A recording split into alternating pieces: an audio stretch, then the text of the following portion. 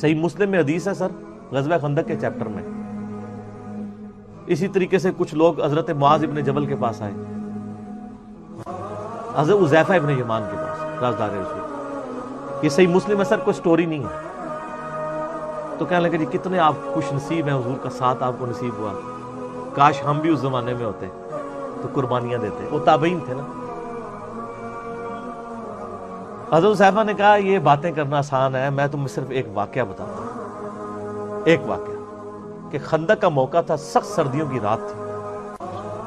نبی علیہ السلام نے اناؤنسمنٹ کی کہ کون ہے جو اللہ اور اس کے رسول کے لیے قربانی کرے اور جا کے کافروں کی جاسوسی کرے کہ وہ اس وقت کیا کر رہے ہیں، ان کی مین پاور کتنی ہے۔ تو کہتے ہیں ہم میں سے کوئی بندہ نہیں کھڑا ہوا، اس لیے کہ جب تصور آتا تھا نا اس ٹھنڈ میں باہر جانا ہے تو سردیوں کی رات میں کون جا کے اتنی تکلیف کاٹے، اور پھر سردی بھی ریگستان کی، عرب کی۔ نبی علیہ السلام نے دوسری دفعہ اناؤنسمنٹ کی کہ کون ہے جو اللہ کے نبی کا پڑوس جنت میں حاصل کرے اور جا کے جاسوسی کر لے۔ آج تو آپ کہتے ہیں سر مجھے پڑوس چاہیے، کوئی بھی نہیں اٹھا،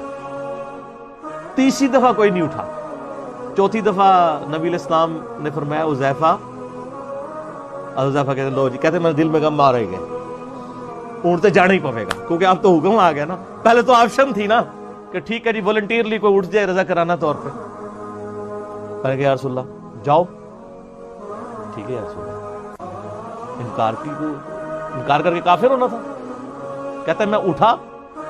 تو مجھے یوں اٹھتے ہی لگا کہ میں کسی گرم حمام میں داخل ہو گیا، اللہ نے ان کے گرد ایک ایسا یعنی گھیرا کر دیا، اور کہتے ہیں اس گرم حمام میں رہا، میں پوری جاسوسی کر کے آیا، اور حتیٰ کہ کہتے ہیں میں نے ابو سفیان کو دیکھا وہ اپنے تیر تیز کر رہا تھا، رات کے وقت بیٹھا اور وہ میرے نشانے کے اوپر تھا، میں چاہتا اسے مار بھی سکتا تھا۔ پھر مجھے خیال آیا کہ اللہ کے نبی ناراض ہو جائیں گے، یعنی آپ دیکھیں جنگ کے اندر بھی کتنا ڈسپلن ہے، تو میں اجازت کے بغیر یہ حرکت نہ کروں، بس جتنا کام کا ہے میں اتنا ہی کروں۔ کام کیا، واپس آیا، انہی کپڑوں میں گئے، کوئی ٹھنڈ نہیں۔ کہتے ہیں واپس آ کے بیٹھا تو مجھے اتنی شدید ٹھنڈ لگنی شروع ہو گئی، نبی علیہ السلام نے اپنی مبارک چادر مجھے اڑا دی۔ اب یہ جو ٹیسٹ صرف ایک جرت کی دیر تھی نا، تو اللہ نے مدد کر دی۔ وہ بھی آئیں بائیں شائیں کرتے، تو اب ان کو تو پتہ ہی نہیں تھا، باقیوں کو پتہ بھی نہیں ہے کہ وہ اللہ کے نبی نے ان کو کس پروٹیکشن میں، یہ نبی علیہ السلام کا زندہ معجزہ ہے، صحیح مسلم میں غزوہ احزاب، غزوہ خندق والے چیپٹر کے اندر۔ اور دیکھیں اتنی بڑی لالچ کہ جنت میں نبی کا پڑوس، پھر بھی نہیں اٹھا جا رہا۔ سر یہ ہو جاتا ہے، یہ کہنا آسان ہوتا ہے، مشکل وقت آپ کی زندگی میں بھی جب آتا ہے نا تو کتنے لوگ ہیں جو ڈیسائیڈ کر پاتے ہیں، نہیں کر، کتنا عرصہ گزار دیتے ہیں۔ ہمارے پاس یقین کریں علماء آتے ہیں ایسے سے، کہتے ہیں جی